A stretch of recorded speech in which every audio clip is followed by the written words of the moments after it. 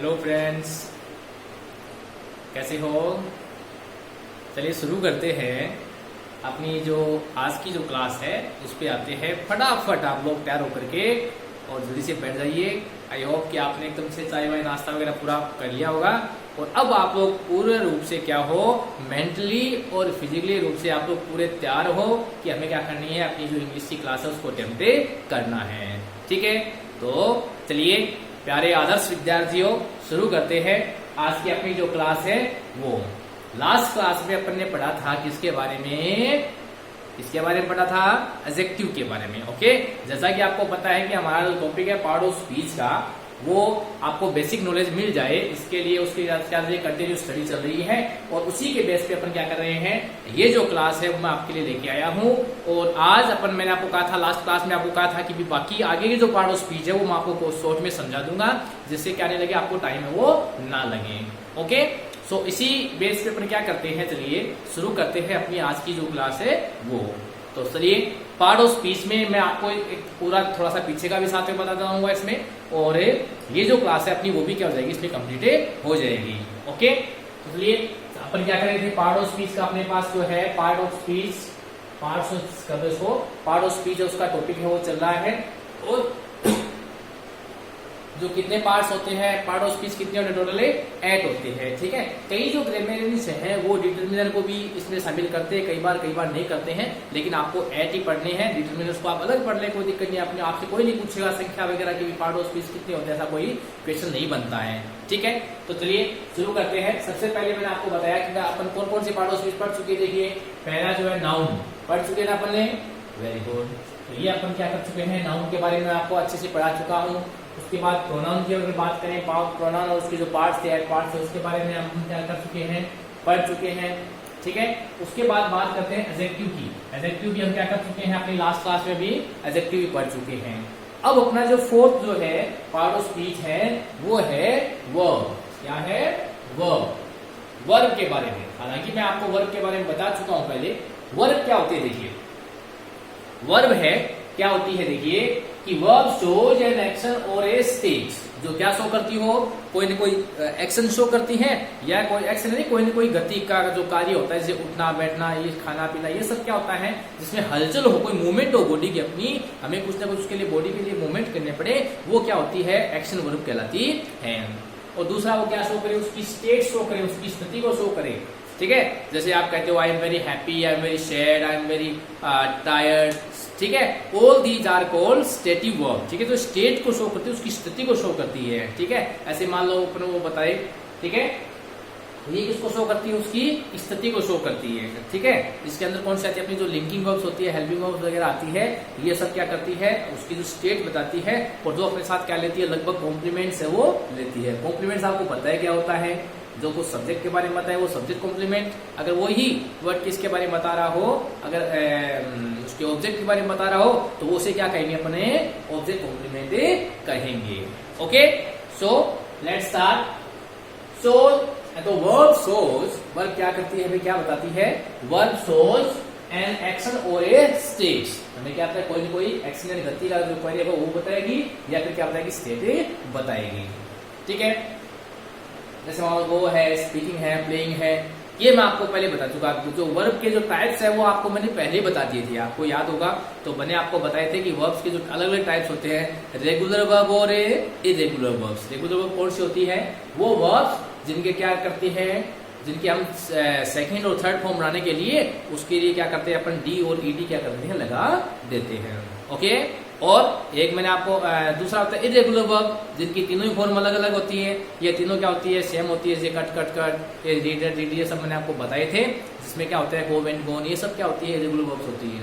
दूसरा मैंने क्लासिफिकेशन किया था ट्रांसिटिव वर्ब और intransitive verb, which verb, the verb which takes object with it called transitive verb, and intransitive verbs are the verbs which verb to not tax verb which do not take object with him। अपने साथ क्या लेती है, वो क्या लेती है, अपने साथ क्या ले पाती है, वो ऑब्जेक्ट है वो नहीं लेती है, इसलिए हम उन्हें क्या कहेंगे, इंट्रांसिटिव वर्ब कहेंगे।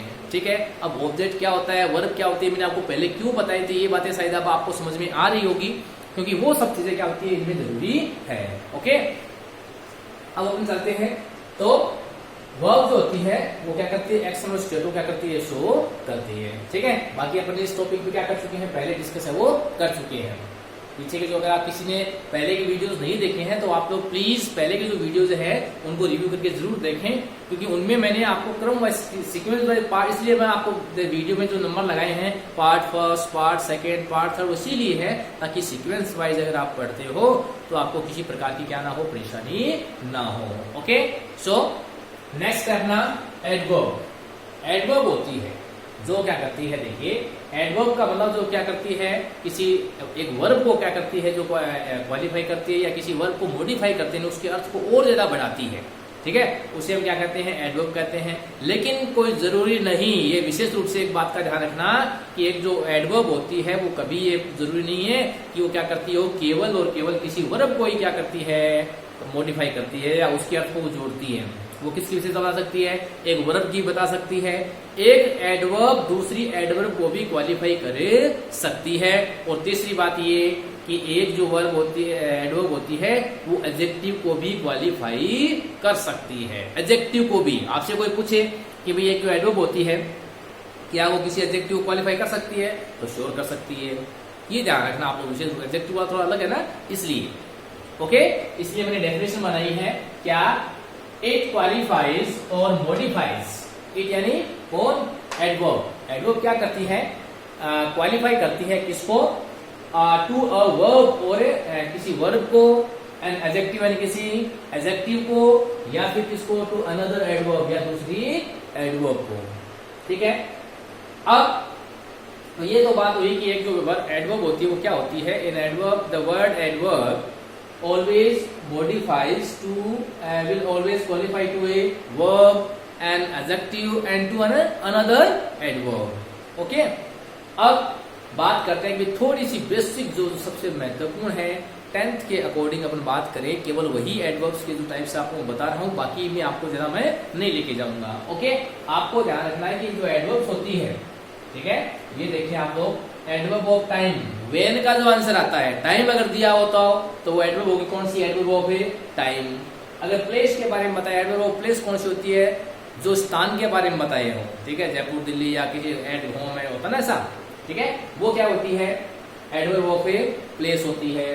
वो जो मैनर बताए कि कोई काम कैसे किया गया, कि वो हमेशा, वो बहुत अपने कह सकते, मान लो वो बहुत तेज दौड़ा, तो उसने कैसे दौड़ा, बहुत तेज दौड़ा, तो ही रन्स वेरी फास्ट, जो है बहुत तेज दौड़ता है।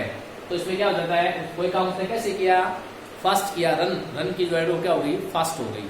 ठीक है, फिर अपन बात करते हैं एडवर्ब ऑफ रीजन, कोई ना कोई रीजन दिया जाता है, रीजन एडवर्ब, वाई का जो आंसर होता है, जैसे यहाँ पे व्हेन, वेयर, हाउ और वाई, इनका अगर कोई आंसर मिलता है सेंटेंस में, और वो क्या होती है, एडवर्ब से होती है। ये 10th में क्या आते हैं, आपके बहुत काम में आते हैं, इसको विशेष रूप से आप लोग क्या रखें, ध्यान में रखें। ठीक है, तो एडवर्ब समझ में आइए आपको, एडवर्ब किसको क्वालिफाई करेगी, एक एडवर्ब दूसरी एडवर्ब को क्वालिफाई कर सकती है, एक वर्ब को भी कर सकती है, और एक एडजेक्टिव को भी क्वालिफाई कर सकती है। ठीक है, उसके बाद बात करते हैं अपन कंजक्शन की। ठीक है, कंजक्शन में देखिए क्या होता है, कंजक्शन करना, कनेक्ट करता है, जो कंजक्शन करता है, जोड़ने का जो काम करता है, उसे हम क्या कहते हैं, कंजक्शन कहते हैं। कोई भी जो कंजक्शन होता है वो दो वर्ड को, दो फ्रेज को, और यहाँ तक कि मैं तो कहता हूँ दो जो क्लोजेस होती है उनको भी क्या करता है, जोड़ने का काम है, वो कौन करता है, कंजक्शन ही करता है। ठीक है, देखिए जो कंजक्शन होते हैं, ठीक है, joins two word, ideas, phrases together. Okay, ध्यान से समझना, इसकी डेफिनेशन है वो शॉर्ट में लिखिए, joins the conjunction joins two words, दो वर्ड को जोड़ता है, आइडिया जो आइडियाज को जोड़ता है, फ्रेजेस यानी फ्रेजेस को जोड़ता है, टुगेदर इन साथ साथ, इनको क्या करता है, साथ में जोड़ता है, इनको वर्ड को, फ्रेज को और आइडिया को, shows how they are connected, और हमें बताता है कि वो किस तरीके से क्या है, जुड़े हुए हैं। ओके, वो हमें क्या करता है, ये भी बताता है कि वो किस तरीके से क्या है, जुड़े हुए हैं।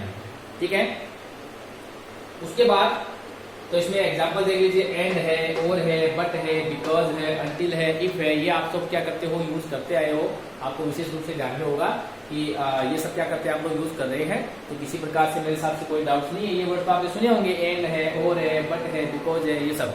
ठीक है, तो लिख लीजिए फटाफट, तीनों के बारे में जल्दी से लिख लीजिए। आप पहले यहाँ तक तो मैंने लिख लिया था, जबकि तुम्हें लिखाया हुआ है, ये लिखने की जरूरत नहीं है, वैसे लिखो लिख लो। बाकी वर्ब, एडवर्ब और कंजंक्शन के बारे में, तीनों के बारे में आप लोग लिख लीजिए। उसके बाद प्रीपोजिशन इंटरजेक्शन मैं आपको बताता हूँ, जल्दी कीजिए, फटाफट लिख लीजिए। पूरा का पूरा अपनी कॉपी के अंदर आप लोग उतारिए अच्छे से।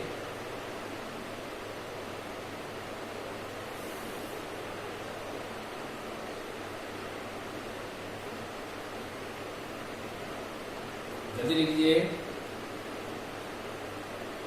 कॉपी में आपको लिखना बहुत जरूरी है, ये विशेष रूप से आप लोग ध्यान रखें, क्योंकि ये बहुत महत्वपूर्ण चीजें हैं। ये आपको आगे समझ में आएगा कि मैंने आपको 10th में ही क्यों बताया है। हालांकि आपके मतलब सिलेबस में ये टॉपिक्स नहीं दिए गए हैं, लेकिन फिर भी मैं आपको लिखवा रहा हूँ, इसके पीछे कोई ना कोई रीजन है। इसलिए आप लोग इसको हल्के में नहीं लेवें कि इस तरीके से हो जाएगा। पार्ट ऑफ स्पीच है ये, मान लो स्पीच जो कुछ बोल रहे हैं यानी बेस है उसका, इसको समझना हमारे लिए बहुत महत्वपूर्ण है। क्योंकि बाकी जितने भी अपन टॉपिक करना चाहते हैं उसके लिए में क्या आना चाहिए, पहले ये जो पार्ट ऑफ स्पीच है वो आने क्या है, बहुत से जरूरी है। जल्दी कीजिए, लिख लीजिए फटाफट।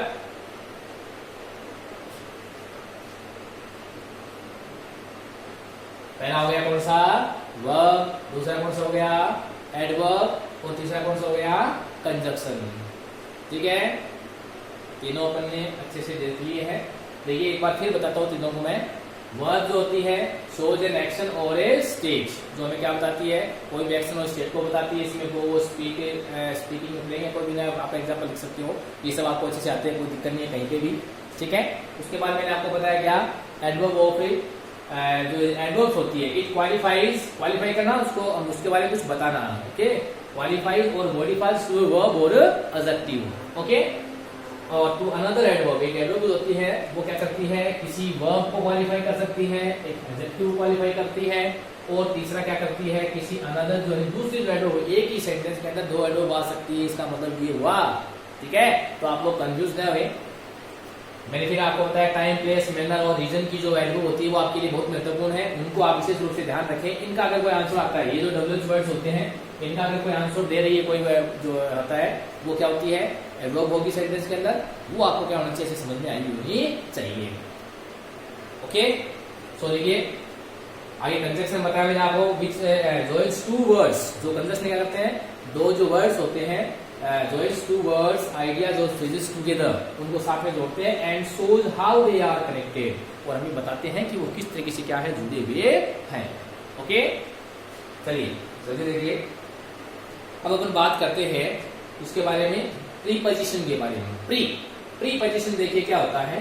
प्रीपोजिशन में क्या होता है आपको पता होगा कि जो प्री प्लस पोजिशन, प्री का मतलब पहले, प्री का मतलब क्या होता है, पहले, और पोजीशन का मतलब स्थिति, यानी पहले की जो स्थिति, कोई भी जो नाउन होता है, प्री पोजीशन क्या होती है, किसी भी नाउन से क्या लगती है, पहले लगती है। देखिए, it shows the relation of a noun, noun phrase और प्रोनाउन टू अनदर वर्ड, किसी भी नाउन या नाउन फ्रेज से पहले लग करके क्या करती है, या प्रोनाउन से पहले लग करके किसी दूसरे जो वर्ड होते हैं या जो अदर जो नाउन वगैरह होते हैं उनके साथ क्या करती है, ये उसका जो रिलेशन है वो शो करती है, उसकी स्थिति बताती है कि इनका इससे क्या है, रिश्ता किस प्रकार का है।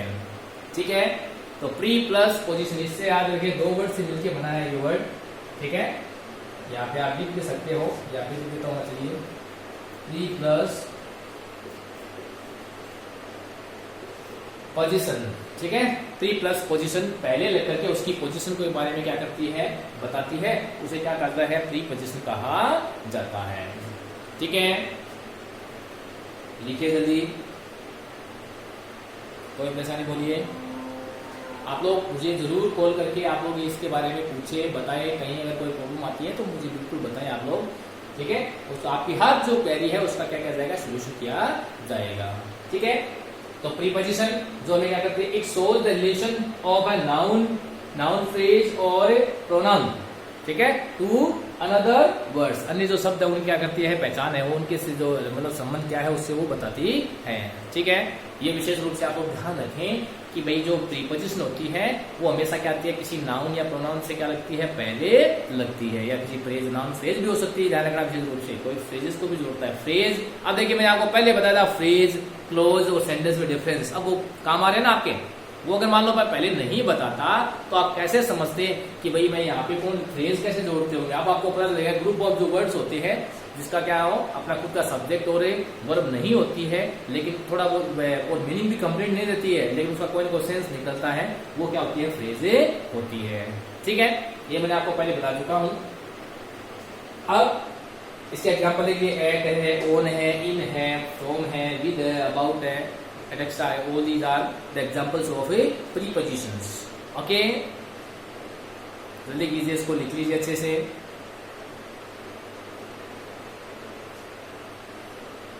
जल्दी से लिख लीजिए, प्रीपोजिशन को लिख लीजिए अच्छे से।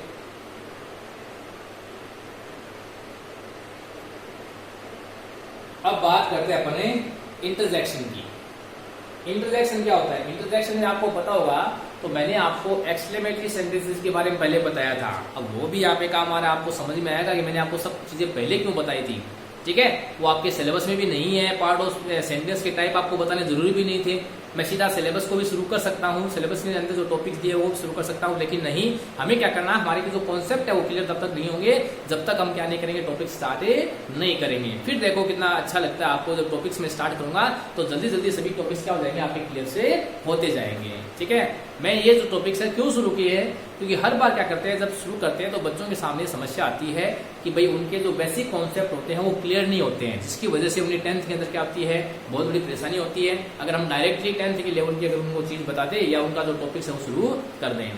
ठीक है, और हर बार क्या होता है कि हमारे पास स्कूल के अंदर इतना टाइम नहीं हो पाता है, सिलेबस पूरा करवाने का भी मान लो अपने ऊपर मान लेते कैसे प्रेशर रहता है, इसलिए हम चीजों को ज्यादा डिटेल में नहीं बता पाते हैं। लेकिन अभी हमारे पास क्या है, अच्छे से टाइम है, इसलिए मैंने इस बार क्या किया, आपको पूरा का पूरा जो है एक तरीके से मान लो बेस से लिया है, 0 से शुरू किया है, तो आप लोग टेंशन न लें। तो देखिए, इंटरजेक्शन जो मैंने आपको बताया था, एक्सक्लेमेटरी जो सेंटेंसेस होते हैं, एक्सक्लेमेटरी जो मार्क होता है, आपको पता होगा एक्सक्लेमेटरी जो मार्क मैंने आपको बताया इस तरीके लगता है, जो एक्सक्लेमेटरी जो मार्क लगता है। ठीक है, और इसके अंदर क्या करते हैं, all these kind of word shows sudden emotions.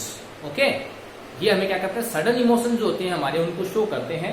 जैसे मान लो इसमें दे रखे, देखो मैंने डेफिनेशन लिखी है, द वर्ड्स और फ्रेज द दैट करना यहाँ पे, द वर्ड और phrase that express a strong emotion, वो क्या करते हैं, एक स्ट्रॉन्ग इमोशन जो है उसको क्या करते हैं, एक्सप्रेस है वो करते हैं। ठीक है, और जैसे हमारे से हमने क्या किया है, स्ट्रॉन्ग इमोशन ऑफ सरप्राइज है, शोरो है, हैप्पीनेस है, etcetera. All these are the basic emotions that are expressed through interjections. Okay, so जैसे एग्जाम्पल आप भी लिख सकते हैं, आप कहते हैं ना आउच, हे, उफ, oh my God, all these are the examples of exclamations and एक्सक्लेमेशंस।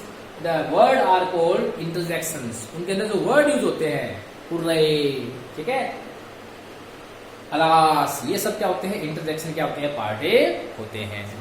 ठीक है, जल्दी कीजिए, फटाफट इनको भी लिख लीजिए, ouch, hey, wow, oh, oof, all these are example of interjections। जल्दी कीजिए, फटाफट आप इसको लिख लीजिए। और अच्छे से ये आपके क्या होते हैं, पार्ट ऑफ स्पीचेज है वो क्या हो जाते हैं, आज कंप्लीट हो जाते हैं। और अगली जो अपनी क्लास होगी उसमें अपन किसके बारे में शुरू करेंगे, जो भी आपके जो 10th के जो ग्रामेटिकल पोर्शन में जो टॉपिक्स लगे हुए हैं, हम डायरेक्टली क्या आते हैं उनके ऊपर आएंगे। ठीक है, फटाफट लिख लीजिए। किसी प्रकार की, लेकिन ध्यान रखना, जब तक आपको अगला टॉपिक आपको मालूम मिले तब तक आप लोग, अभी तक मैंने जो आपको क्लासेस बताई है, लगभग 5-6 क्लासेस होगी अपनी, तो उन सभी क्लासेस में आपको जो भी बताया गया है that is very important for your further classes. वो आपकी जो आगे आने वाली जो क्लासेस है उसके लिए क्या है, बहुत ही इंपॉर्टेंट है। So read them again and again and try to solve the exercises of all these topics. ठीक है, सभी जो टॉपिक्स हैं उनकी क्या करें, जो एक्सरसाइज है उनको सोल्व करने की कोशिश आप लोग करें। आपके पास जो भी गाइड या जो भी बुक हेल्प बुक है, आप उनसे क्या कर सकते हो, हेल्प ले सकते हो। ओके, जल्दी कीजिए, फटाफट लिख लीजिए। तो ये पार्ट ऑफ स्पीच मैंने आपको सभी बताए हैं, आई होप कि आपको अच्छे समझ में आए होंगे। और जिस प्रकार से आप एक क्लास के अंदर है हर बार डेली रोज है होमवर्क करके लाते थे, वैसे ही आपको क्या करके लाना है, होमवर्क अभी भी करना है। ठीक है, जैसे ही अपनी रेगुलर जो क्लासेस शुरू होगी उसमें आपकी होमवर्क जो नोट है वो जरूर चेक होगी, ध्यान रखना। विथ दैट कौन सी क्लास किस डेट को आपको मैंने मिली थी, वो सब चीजें आप क्या करोगे अपनी जो नोटबुक है उसमें लिख के रखोगे। ठीक है, तो अच्छे से आप लोग इसको बनाए रखें। किसी प्रकार की कोई क्वेरीज हो तो आप लोग व्हाट्सएप में इसमें जो ग्रुप में नंबर है उस पर आप मुझे कॉल कर सकते हो, या कहीं से भी आप मुझे व्हाट्सएप मैसेज कर सकते हो। किसी भी प्रकार की आपको कोई प्रॉब्लम हो तो आप मुझे जरूर संपर्क करें। दिमाग में ये नहीं रखें कि ये तो क्लासेज ऐसे अभी ऐसी चल रही है, ऐसा कुछ नहीं है। एकदम पूरा का पूरा आपको है अच्छे से क्लास है प्रोवाइड की जा रही है, आपको उसका बेनिफिट उठाना है। और अपने जो फ्रेंड्स है आप उनको भी इन्फॉर्म करें कि भाई अपनी स्कूल की ओर से क्या की जा रही है, लाइव क्लासेज हैं या जो उनकी जो वीडियोज हैं आपको प्रोवाइड करवाए जा रहे हैं, तो आप उनको बिल्कुल भी मिस न करें। That is very important. और अगर और भी कोई स्टूडेंट्स हो तो उनको भी आप क्या कर सकते हो, इन्फॉर्म है वो कर सकते हो। ठीक है, सो इनफ फॉर टुडे और we will meet in our next class. Thank you, stay home, stay safe.